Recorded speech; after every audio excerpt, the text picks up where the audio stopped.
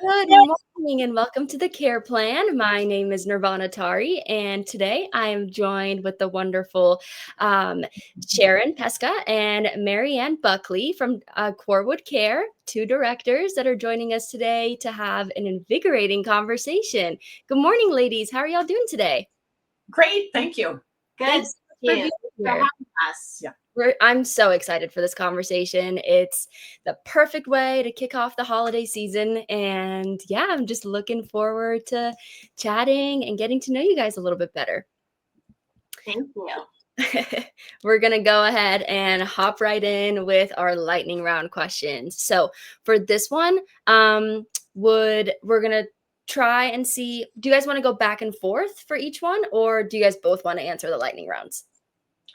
I think we're both going to answer some of the lightning round. Yeah. So let's do it. Okay, so my first one for you is, what is the biggest red flag that it's time for professional support? I think when older adults are refusing any type of care or support or services from the adult children, I think that's a red flag. When the older our children are noticing it, but the parents are saying no, no, no. I think the one thing we can't ignore is self-neglect. When it's due to dementia or an illness or something, and our older adult family members are wanting to keep people at bay, and in essence are really self-neglecting, and that we can't have that. And then a good or another red flag for us, if there's family disagreement. We are care managers and we have this profession because a lot of our clients, families are in such disagreement what mom and dad need, that the adult children can't kind of come together and make that happen. And sometimes professional support is what they need. Absolutely. I'll let Sharon give you her red flags. Yeah. A big red flag is also for when a spouse is caring for the other spouse and is worn out, and they just really are exhausted, because caregiving for a loved one is a huge responsibility. And so that's a big red flag. And also, if there's excessive hoarding, everybody has their definition or collections and what they're okay with. But when it gets to be where it's excessive and someone is not able to navigate their space, that is another big red flag. Yeah, totally. Love those answers. All right, lightning round. Next question. What's the most overlooked aspect of aging planning? I think the whole idea of moving, everything about the move is ignored. I think I used to tell Sharon, if I had a nickel every time somebody said, I'm never going to move from my house, I'd be a rich woman. So the whole idea of moving, the actual move, the where do I move? Where will I fit in this move? If I move out of my house, where will I fit in and form friendships? And then the actual move, who am I going to give my 10 boxes of china to? These are all things, though, that really get in the way of an older adult and really gets them stuck. So absolutely, there's so many moving pieces that go into it. Yeah. Sharon, any thoughts? Realizing that one day you're going to need help. Yes. Because, all of us love to be independent as, human beings, and we like that independence. We like to be able to say we can do things on our own, but there is a time where we do have to ask for help. So that is that's a big one. Absolutely, absolutely. All right, next one, moving on. We got what should every adult child know about their parents' wishes? I think the one thing for me is just to realize, number one, they do have wishes, but they may change over time. So what your parent might have said, I always want this, that could change either by their friend making a move or something happened to somebody else or whatever. just kind of make sure you kind of go with the flow, and it's okay to check in with them. Mom, you always said you never wanted this, but Right. how are you feeling? Because we've seen that with our clients that things change over time. They may change their mind. So Absolutely. Any thoughts on that? Yeah, don't be afraid to talk to your parents or your loved ones. It's better to know what to expect versus being surprised. Mm, It's really important, and it's good to have that conversation. absolutely. 100%.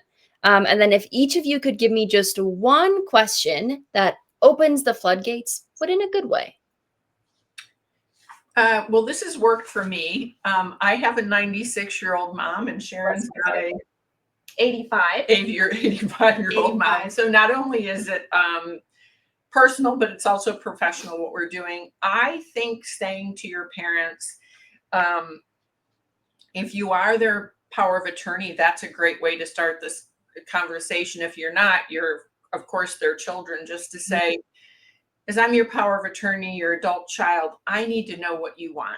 I need to know what you don't want. I kind of like to throw that one in. I need to know what concerns you. Mm, I want to be, and saying, I want to be the best advocate for you. So I need to know these things because I will be there for you, but give me the information. Let's have that conversation so that I can be the best advocate, POA, adult child for you. But you need to share that information with me. love that one. Sharon, do you have a question for us? Yeah. How can I help? Oh, I short and sweet. That's perfect. and sweet, like just really saying, Mom, Dad, aunt, uncle, friend, how can I help you? I want to be able to help you. Mhm. So like just asking it in a simple way is Yeah. really a great conversation starter. An offer of support. I love it. Yeah. And then for this one, if we could fill in the blank with one word, and we'll wrap up our lightning round. So planning for aging is really about Yeah, go ahead. How you want to live the rest of your life. And I'm just going to add one more thing to that is accepting, I think we talked about this earlier, but it bears repeating, accepting that aging changes us, and we have to, and how are we going to make the best of it? that's so beautiful. I love that. And I would say planning for aging is really about taking control rather than avoiding it. And embracing this chapter. We all go through different journeys at different times throughout our lives. Mhm. And it's really about taking ownership for what's going on at this time with this present current situation, and how can we work with that. Totally, totally. And that's I'm glad that you bring that up as well, because a lot of the times just taking that step can be really, really scary, but not knowing is even scarier. So yeah, it's definitely like being able to take control while you can have that control is really, really important. Well, we met a few weeks back to discuss this podcast and kind of how we're going to get together and talk. And I just could not imagine not recording this with the both of you at the same time. The chemistry that you guys have between each other, just like the way that you guys speak about each other and to each other. I have not stopped thinking about it since, oh, I know, bring it in. I want to be right there in the middle of that hug. But you guys just kind of gave me so much energy and made me realize that, wow, like your work is really like who you're doing it with and the people that like surround you. But that being said, you guys have, between the two of you, almost 50 years of experience working with older adults and families. And you can please definitely also touch upon your relationship and friendship as well. But what is the biggest mistake that you see families make when it comes to aging? I think for me, over the years, it's been that adult children don't really see their parents as they really are. And I don't know whether that's a little bit of denial or just that mom always cooks Sunday dinner Mm. and you just assume that you're going to come on Sunday with your kids now and mom's still cooking Sunday dinner. So over the years, I've actually had a thought in my mind that I go in as a professional, as a social worker, as a Sharon to meet an older adult and do an assessment. And I see things, because that's my line of work, differently than the adult children. Sometimes I've often thought, put on my glasses. Oh, See, no, but it's like see your parents a little bit clearer. Did yeah. you notice the last time you were visiting, did mom have that little bit of a shuffle gait to her? You know what I mean? Or did you notice this time that mom is actually wearing the same shirt that she was wearing the last time you came to see her? So it's these small nuances because most of us don't age like we're fine one day and the next day Right. we're like this.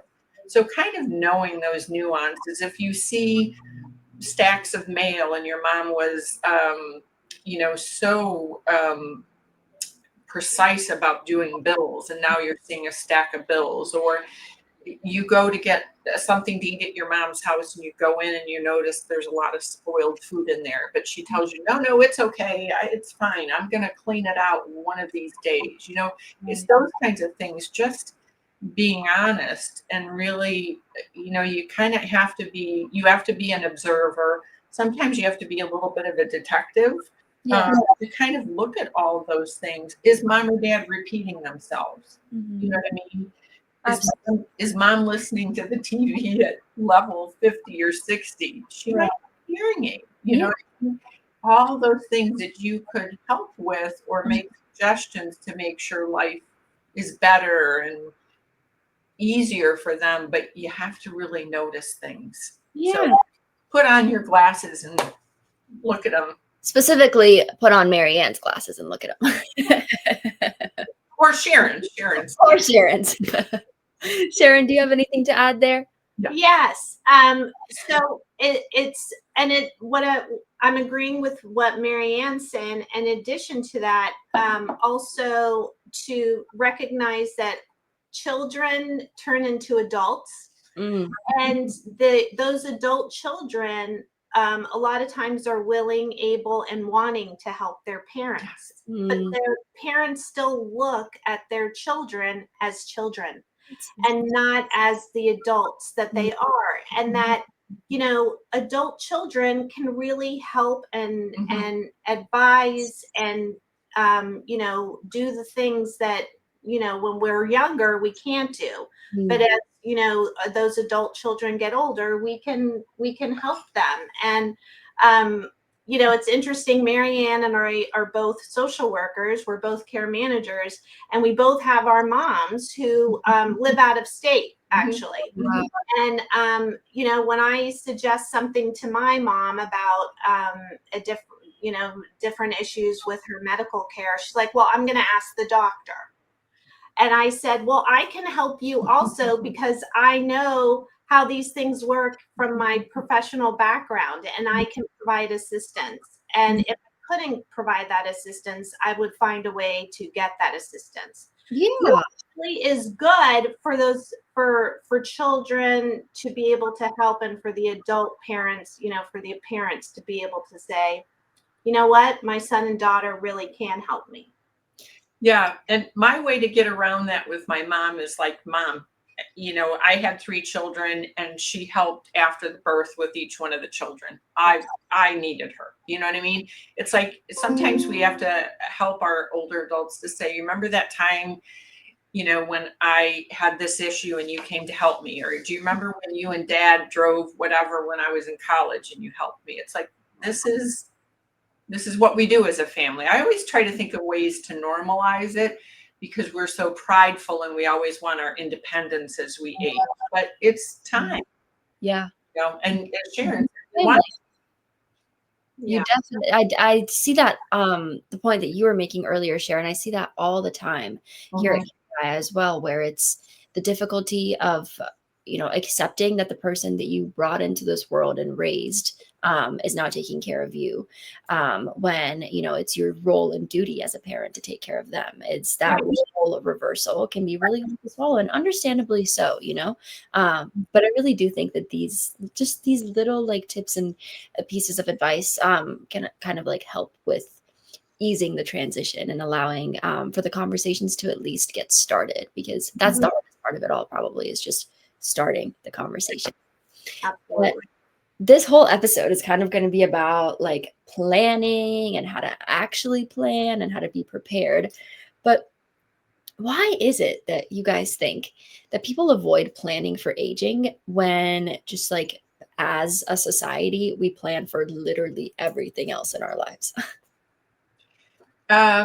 Gosh, I wish I knew in a way, you know what I mean? No, I mean, I'm being serious about that because certainly, but we actually call them planners, you know.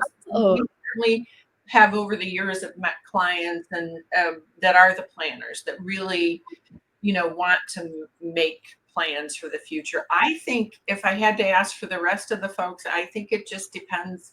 I think it lies in the fact that we think we're going to be independent the rest of our lives. mm, We don't want any help. mm, I one time did a presentation on why is help a four-letter word. I give it to senior living communities. Like, why is that word a four-letter word? Why do you like recoil when I say, do you need some help? I don't need any help. You know, we yeah, all need help. Let's normalize that. We all need help. Sharon helps me with technology. I can't do that on my own. You know what I mean? So I think it's that I don't know the real answer. It's still something to be pondered, but right. people think that this stage they don't want to realize they're going to need help, their health might change, their memory might change, all those things. And it's I think it's fear based, I guess, to sum it up. Yeah, no. I can write a Yeah. 10-page thesis on this. Yes. Yeah. I mean, because I think it's a stigma that people feel when you are asking for help, that that's a bad thing. Mm-hmm. And we need to change that, you know, that conversation and say, no, I want to help and I can help. And what can I do to help? Yep. And that is where, you know, if you just change the way you think about that, Mm-hmm. say, you know, asking for help is a good thing. Mm-hmm. And maybe things, I could be more independent or be able to do more things if I did get help from someone. Mm-hmm. Yeah. I've actually quoted some, not quoted, but I've actually told my mom that I've done research and really, and this was my mom volunteered so much during her lifespan. And when you volunteer or you give help to somebody, it releases the good chemicals in your brain. So Mhm. I've told her over the years, Mom, do you want to help my brain chemistry? Because if I help you, it'll help my brain chemistry. Yeah. Sometimes with clients, I go back and ask, like when we're doing an assessment, what's your religious or spiritual background? Mm. What that is. And then I might ask them in your church or synagogue or mosque, how is help viewed? Oh, well, we give help to each other and they can quote things. And it's like, okay, well, then somebody has to be the receiver of that help. Right. Yeah. Trying to receive that help and accepting that help helps the other person. So there's lots of ways that we try to work around that resistance to help. That's really beautiful, because it's just really about meeting people where they're at, right? At the end of the day, connecting to them on a level, finding that one thing that you can sort of like extrapolate from and be like, okay, like here's how this like, would actually apply to your life. Like put yourself like in my shoes, Right. and like how did you? Yeah, I really like that framing of it. That's really, really helpful. We get by with a little help from our friends. Yeah. Aw, I won't have a bad singing voice. I love it. I should have. That should have been the title of the podcast. Dang it. Come on, Mary Ann. Should have told me that earlier. Sounds good. So yeah, like I guess like staying on that train of thought of planning for aging, what does getting prepared sort of like really look like? Like you, I think this is like a good time to talk about this as well, because with the holidays coming up, people are going to be spending time with their families, and this is kind of like a good time to start getting that ball rolling. So maybe what's that first step that they take, or what does getting prepared really look like in this regard? I think just, it is having the conversation. And I think for adult children, depending on their parents, you have to start slow. Mm. You have to, I mean, over the years, I've heard adult children have called wanting help for their parents, excuse me, and they've said, every night when I go over at 7 o'clock, and that's when I'm off from work and I go to talk to my mom or dad or something, they don't want to talk about it. I'm like, okay, what's on TV? Oh, Jeopardy, their favorite show. And I'm like, okay, you know, so my response is find the right moment, a Mhm. quiet moment, Mhm. learn where that quiet moment is and have that conversation. It's like, Mom, I just want to start this conversation. I've told Sharon that for years I've talked to adult children and care managers alike. We're just sowing seeds initially. Mm. For some folks, you have to be gentle. You have to be mindful and cognizant that this is a big topic that they fear, Totally. they're in denial about, or whatever. So start slow, but have it. Make sure it's on their time. Make sure it's a good time for them. They're not tired. They're not eating their lunch or, whatever it is that you would think that they wouldn't want to talk about it, and just normalize it as best as you can. I've been known to say to my mother, and of course, hopefully she's not watching, I told her, no, I'm serious. I told her, like, oh, Mom, I have this friend of mine and she's got a mom and her mom's widowed and she won't let the daughter help her. Mm. And I was like, oh, well, maybe this or that. What I mean? It's like, and then you have to try things. Yeah. Because unless you're out in the field with resistant older adults, you are witness to this. I've often think it's as if I've come back to the office, it's as if somebody built a brick wall while I was talking to them. I mean, I can visualize that brick Oh, wall going up. yep. So you have to sow seeds, start gently, and begin to talk about it. Other parents, I'm sure, are fine with it, but you just need to know. I love that. That was Sorry. No, that's so true. Sharon said, ditto everything. I Yeah. love it. That's Yeah. Well, you can just go like this when you want. Yeah. We're both sports fans too. Time out, Mary. Time out. But it's all about, baby steps. It's not going from 0 to 100 and like, saying, okay, time to move. Right.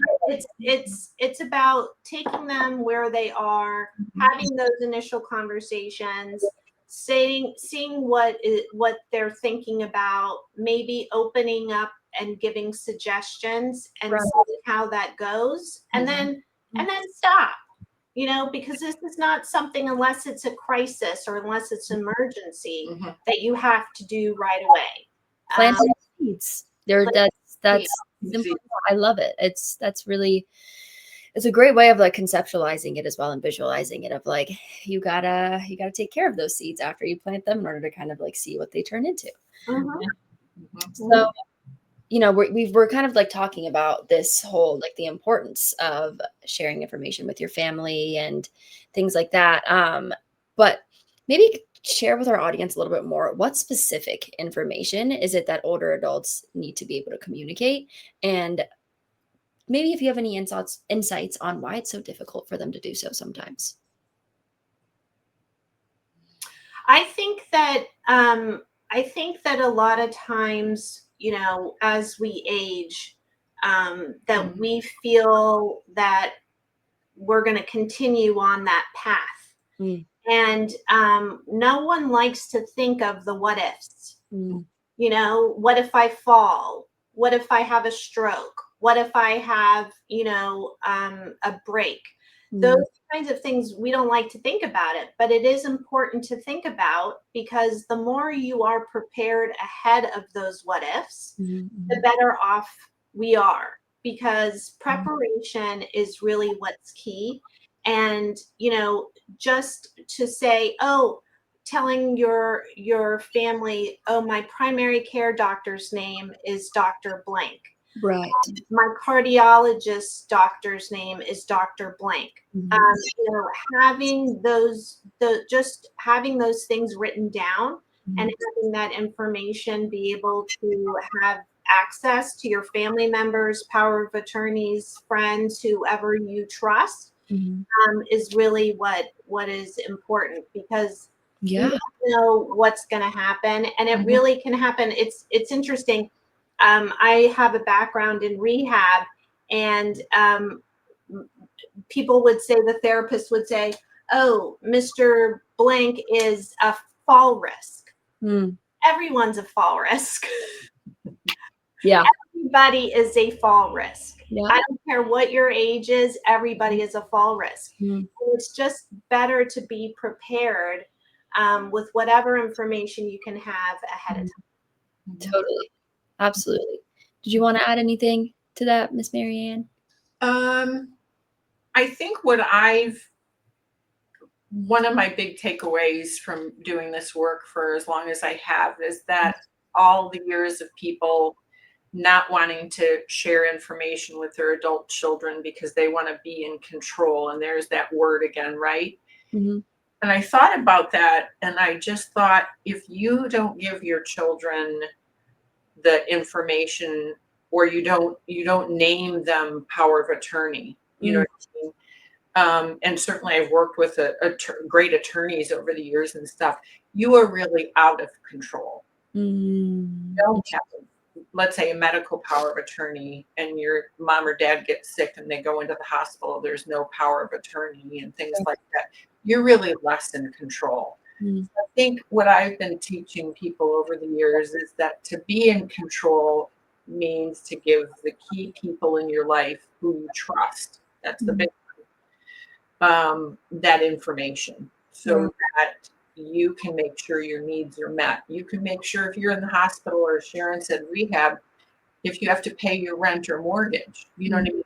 Because you didn't expect a bad fall or things like that. So at any time, give the people you trust, whether it's not your children or your niece or nephew, whoever it is, that information, so that they can, number one, help, thank you, and have the necessary things they need to Yeah. help you. Love it. It's plain and simple. Just communication is key. And it's, again, breaking that wall down and making sure that you're taking it day by day and not just like opening the floodgates Yeah, and making it, making both sides uncomfortable with the conversation. right, Mhm. right. Shifting gears a little bit into what it is that you guys do. So, a lot of people might not really even know what a care manager is, or actually does. So, maybe walk us through how, what like a day in the life looks like, and how specifically you're helping families prepare for aging, in place. So yeah, as a care manager, it's a busy day. Oh yeah. And there's never a dull moment. Mm. Being a care manager is a 24-hour, 7-day-a-week job, because it is, you never know what's going to happen. Mhm, mhm. Things can be very stable with a client, and then all of a sudden, as I said before, something can happen. Mm. So as a care manager, it really is taking a holistic view of Mm. what a person is going through, what a person needs, and helping with that view and saying, okay, first we're going to start like helping getting you organized with your doctor's appointments. Mhm, mhm, Which appointments are necessary and which ones we can put, maybe a few months down the road. mhm, Getting those things organized, helping you get a calendar of all of those things that you're doing and what you need to do. Because in my mind, I'm all about trying to take out all that's extra space that's in your head. And when you get anxious, that causes anxiety when you don't know what's going on and how to help. And so by having things organized and saying, okay, on Tuesday I have this doctor, and on Wednesday I have that doctor, so that at least you're able to know what's going on. And so a care manager can come in and help you with that organizational piece. Right. Totally. And also like help you organize your surroundings and say, okay, this is where we need to improve. If you have rugs that are on the floor that need to be moved, because those are a safety hazard. Furniture that needs to be moved. Doing all of those things, a care manager can really come in and help. So a care manager is a wonderful person who can really come in and take a look at everything that's going on and help you navigate it. Yeah, organizing the physical space and the mental space, like, because Totally. sometimes if things are getting jumbled up there, it can get so overwhelming. And that there is, let's get it down on paper. Like, what is it that you actually need to get done? Let's prioritize. Let's triage and figure out, like, if is this actually a burning fire that we need to attend to, or is it just like freaking you out in the moment and it can be dealt with a little bit later on. But yeah, I mean, and also I do want to give a quick shout out to every single one of the family caregivers that are out there listening to this right now, or not listening to it because they are busy doing their caregiving duties. You who are important, your work matters so much, and you genuinely make the world go around, because without you guys, I don't even want to imagine what the situation would be like. But I also want to wish everyone a very, very happy National Family Caregivers Month as well, because Yes. I know that we're wrapping up on November, but every single day is National Family Caregiver Day in my mind. Oh my goodness, I have so many questions left to ask, but I gotta pick and choose because we are running out of time, and we already have quite a few audience questions coming in, which I'm really excited about. Okay, let's do this one. I like this one. Isolation and loneliness are real epidemics for older adults right now. We're seeing it every day, right? So how do you guys help families stay connected and engaged, especially when they're aging in place? I think it's a lot of it can be technology, you know. Just to give an example, a couple years ago, we bought my mom one of those picture frames. So we are always sending pictures of our grandchildren, her great grandchildren.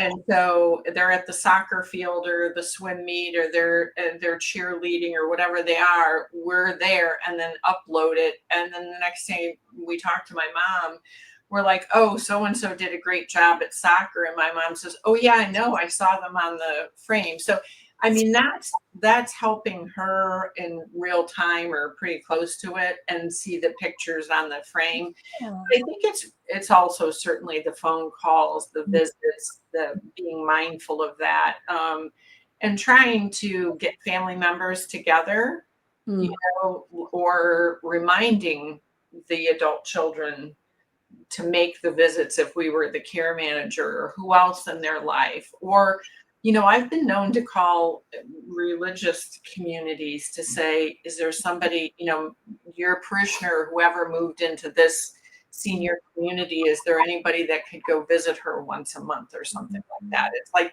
we're always trying to look and how we can kind of connect people and keep them engaged and do the things that they like to do, because we do need to, I know me and my siblings, we talk to my mom a couple times a day, not each one, I mean, each one of us at different times of the day to keep in touch.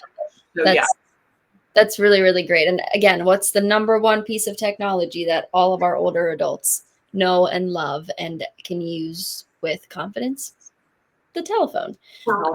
So yeah, and we all got a little one of those in our pocket. So sometimes it's just as easy as picking up the phone and saying, hey, how's your day going? Yeah. That's it. Any thoughts on this one, Sharon? Yeah, I mean, I think technology is great. You know, you have things like, not that I'm plugging this, but you know, you have Amazon Echoes. You have ways that you can do a drop-in feature. So if you buy one of those and they're, you know, not really expensive, you can do a drop-in. So you can say, hi mom, hi dad, and they don't have to press anything. It just has to be plugged in, and you can just check in on them. I know for myself, you know, I do volunteer services for a community where I call a older adult once a week. We have a scheduled time every Monday at 7, and I call him, and he looks forward to it, and so do I. And it's just a wonderful way for us to connect. And so, you know, by doing that, and also I have to give props out also to communities. If someone is having, you know, a lot of loneliness, a lot of isolation, that's where communities and adult daycare can really come in handy. Yeah. Because, you know, that is where the activities happen. And, you know, if someone in their past had, you know, played bridge or mahjong or, you know, any of those things, these communities have that. And it really helps you connect with other people, and to not be as lonely and isolated as you might have been at one point in time. Absolutely. Totally. And, you know, I love that you mentioned that earlier of the, you know, weekly phone calls that you do. Of course you do. You're such an angel. But it's so we see that at CareYaya as well. Intergenerational relationships are so ridiculously valuable. You know, whether it's one generation apart or 5 generations apart, like it is just some of the most beautiful relationships that you can witness, because there's so much learning and teaching done from both sides.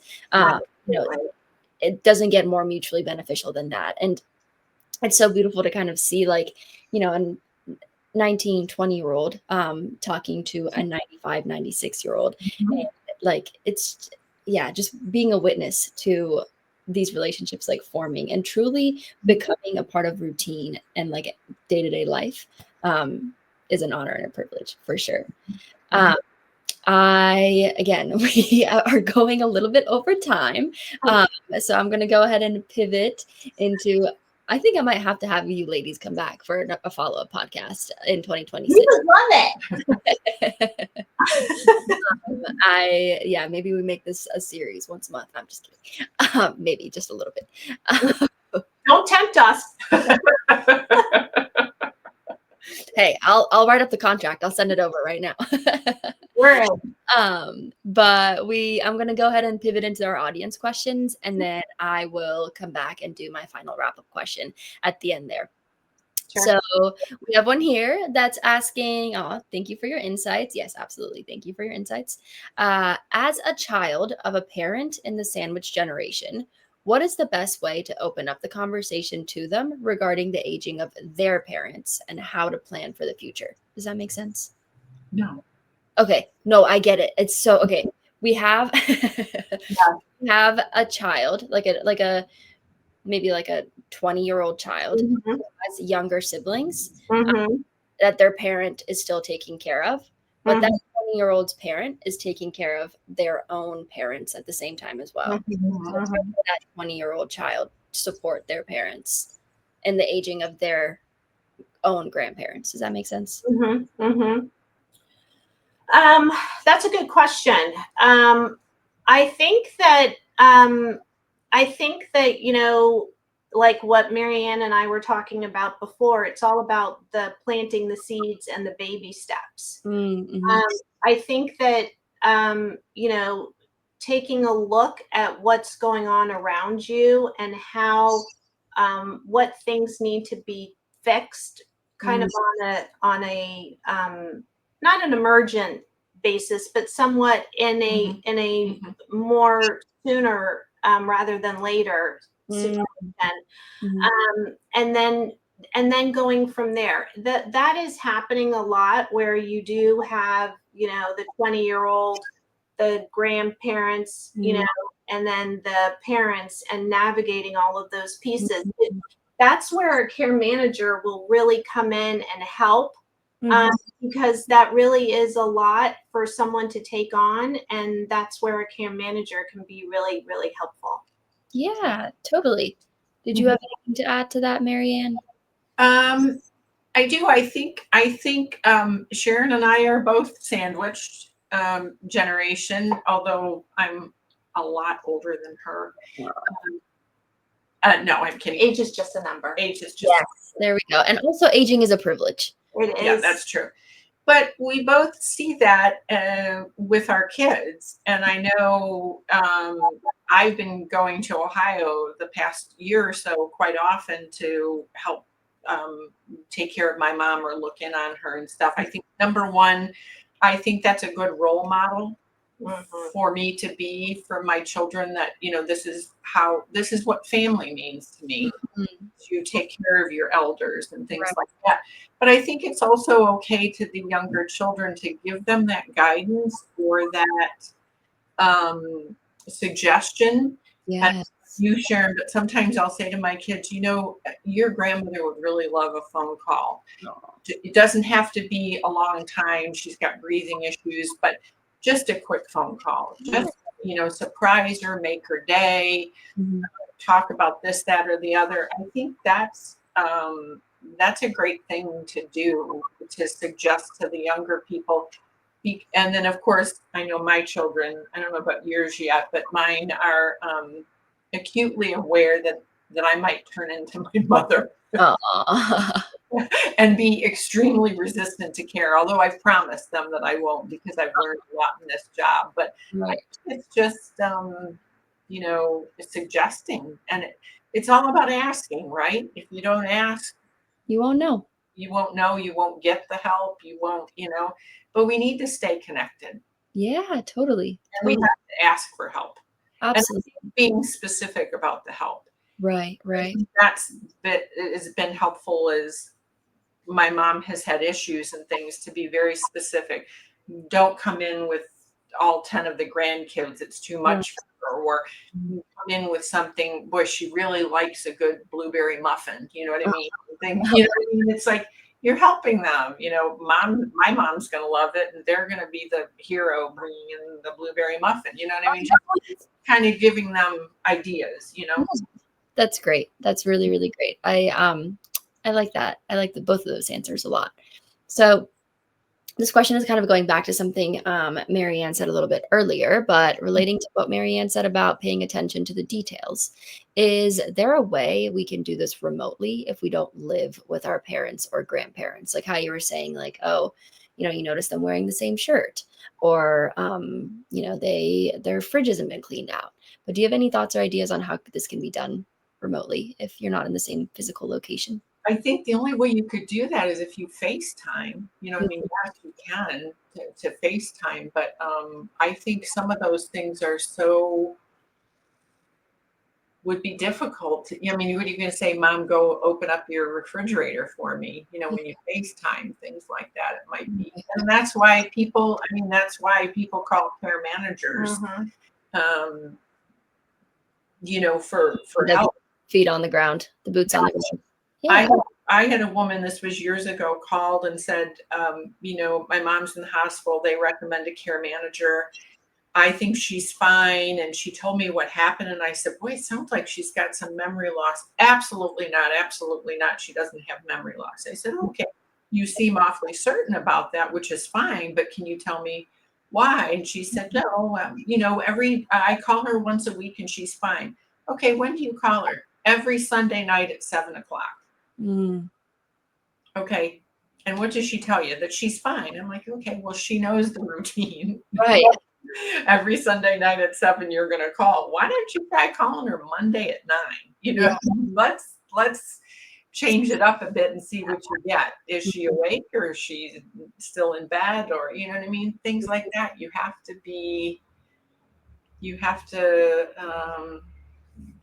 more proactive about. yeah, and try to get the whole picture. And by varying things up, Mhm. it happened that her mom, according the hospital, diagnosed her with dementia. So she did have it, yeah, and we helped her, which is fine. Yeah. And I think also by, asking, this is where, again, asking for help, but asking a friend or a family member, maybe of the person, if the older adult has friends who can check in on one another, Mhm. and then saying, oh, can you can you tell me how mom's fridge looks? Can you tell me how her, Mhm.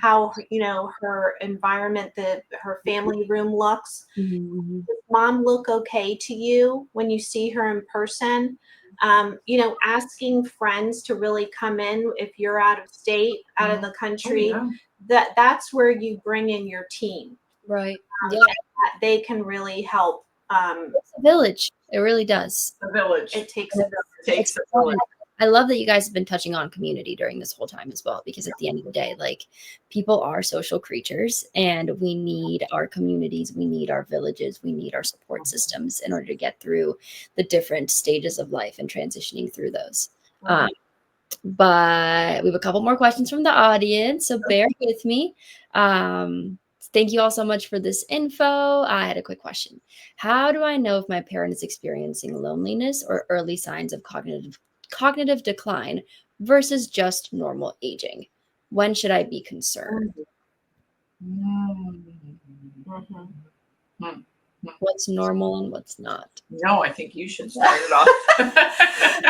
So I think, as adult, if you're an adult child and you know your parent best, Mhm. right?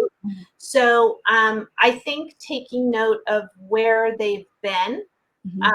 what they were like, maybe a few years Mhm. ago, Mhm. how they are, and then how they are now. And if you're seeing significant changes, where she or he doesn't want to talk that much, Mhm.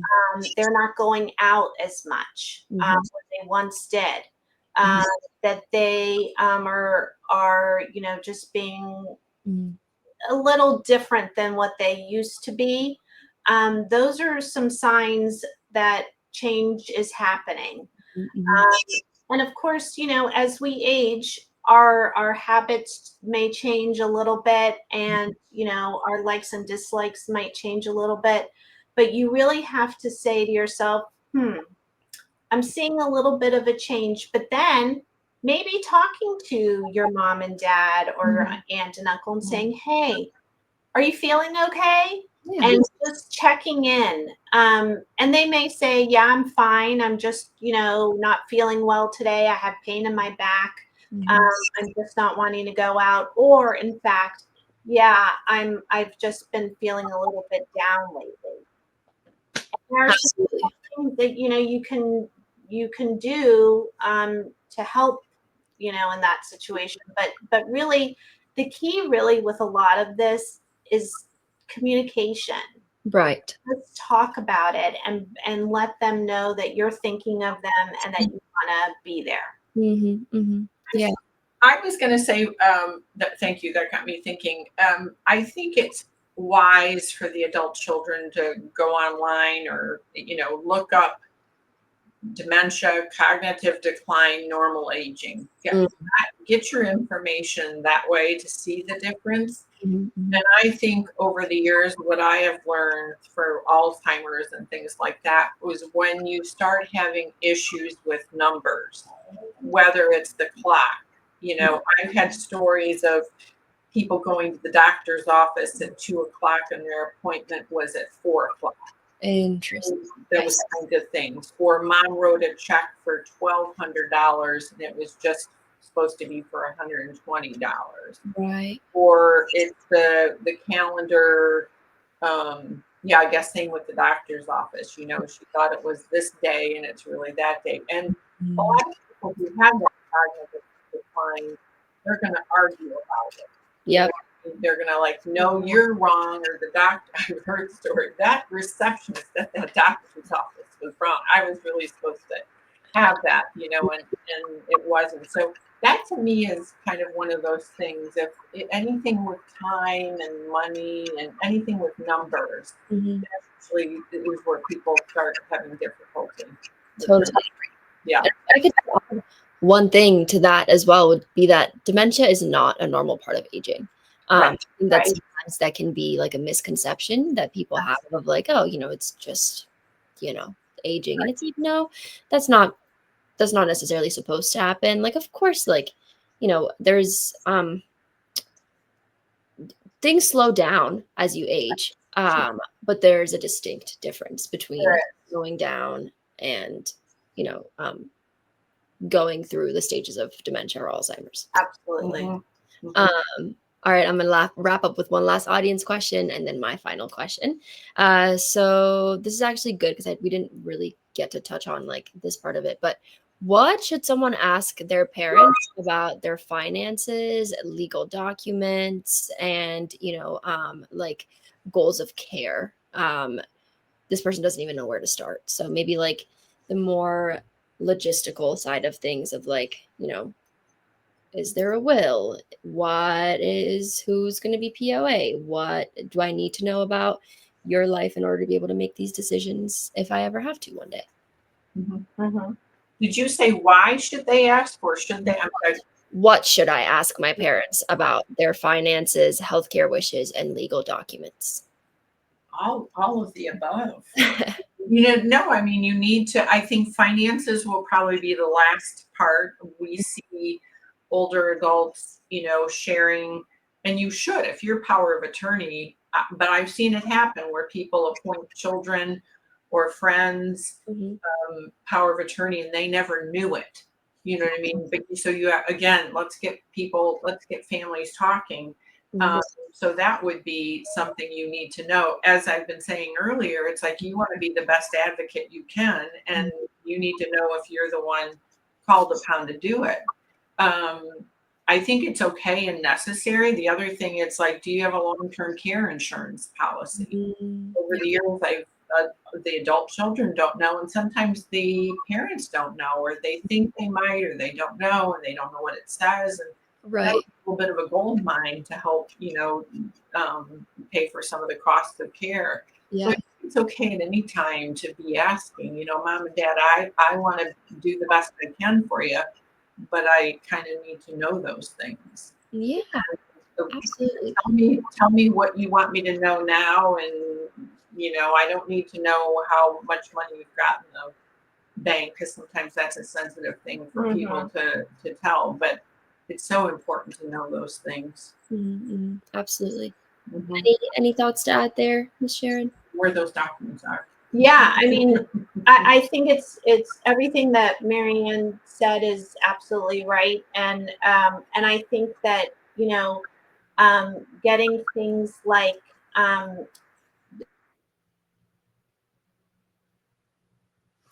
Oh no.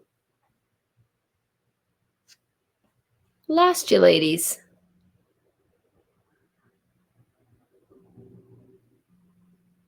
Can you guys hear me?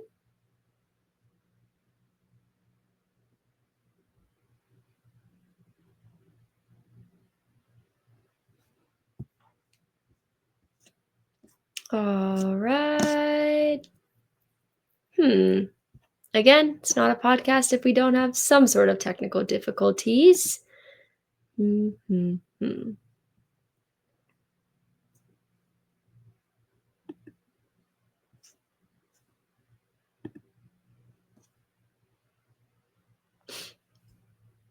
Testing. Sharon, Mary Ann. Oh. Well, we're going to be patient and give them maybe 1 minute to see if we can reconnect. You never know. Maybe they'll be able to come back and wrap up the podcast.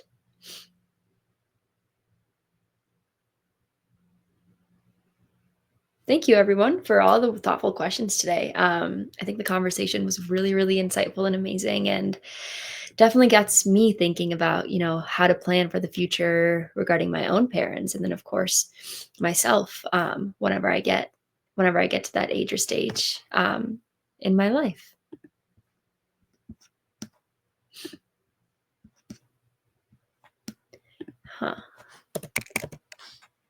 Let's see if I can get in touch with them.